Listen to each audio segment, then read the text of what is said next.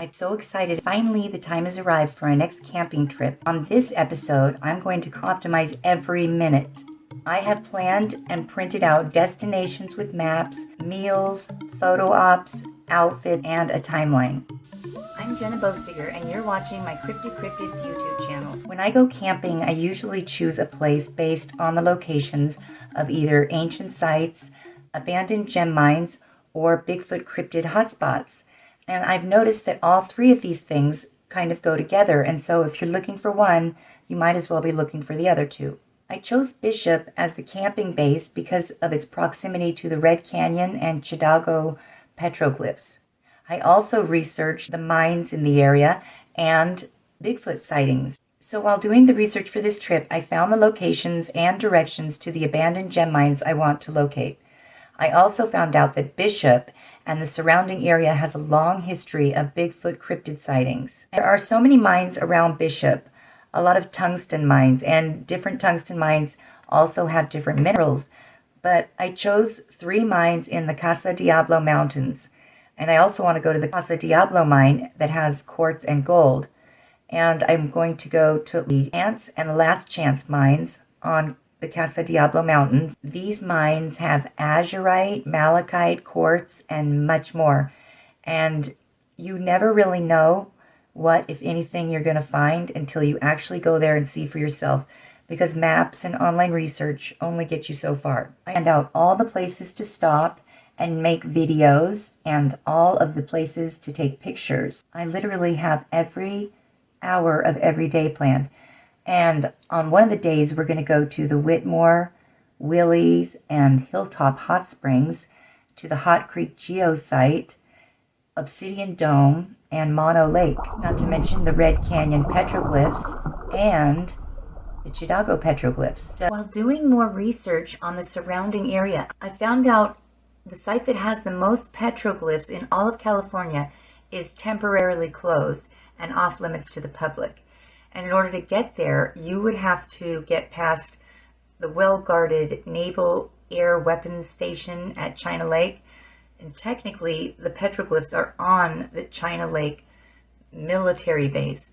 So when they say no one is allowed, you can bet they enforce that. And before COVID, there used to be group planned tour guides like once or twice a year to see these petroglyphs, and I haven't heard of any lately, or I would sign up, even though I don't like going on guided tours usually. This would be worth it. I studied Google Sky Maps for quite a while just to see all the possible access points or how close you could get to them. And you know, you've got Death Valley on one side, China Lake military base, and then all of the sites around it are temporarily closed also, and they're very, spread out far apart. So even though these petroglyphs are in the middle of nowhere, they are under lock and key, inaccessible to the public. Digging through piles of clothes, trying things on, that's not the way I want to do it. So I will also plan out every outfit for every event. I need to plan a photo op. So from phantomsandmonsters.com, 2 Bigfoot bodies were found near Bishop, California in the late 70s. Some guys had a trailer out there and they were riding their motorcycles and they found 2 dead gorillas, one little one and one big one. The little one was on the big one like it was being carried.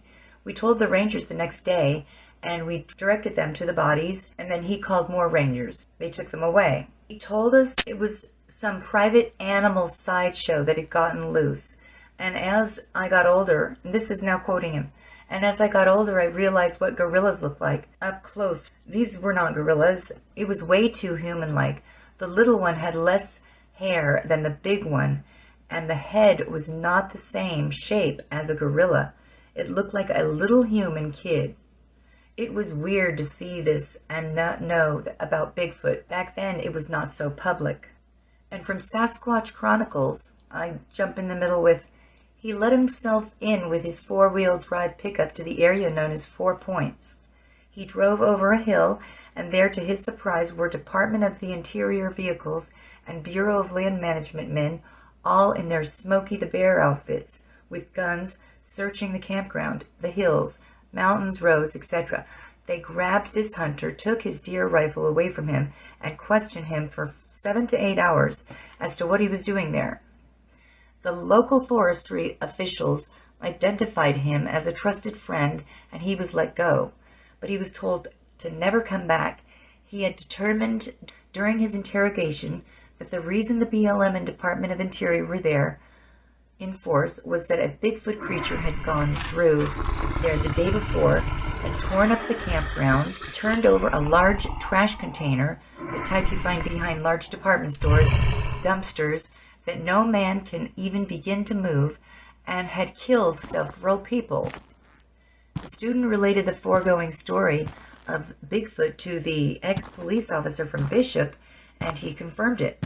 The officer said the story was the talk of the law enforcement agencies in that area at the time, but they were under very tight orders not to say anything about the incident and the related deaths. BFRO shows 7 Bigfoot sightings in Inyo County, 16 in Mono County, and that includes the petroglyphs I'm going to see, 12 in Kern County, and that includes the Red Rock Canyon, and then in Tulum, 38 sightings, and that borders Mono. The place in Bishop with the most sightings is down the 168 to Aspendale.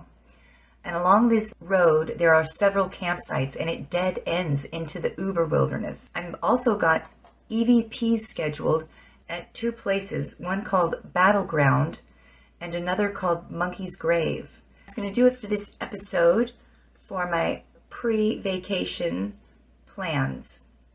My name is Jenna Bosiger, and you're watching my Cryptic Cryptids YouTube channel.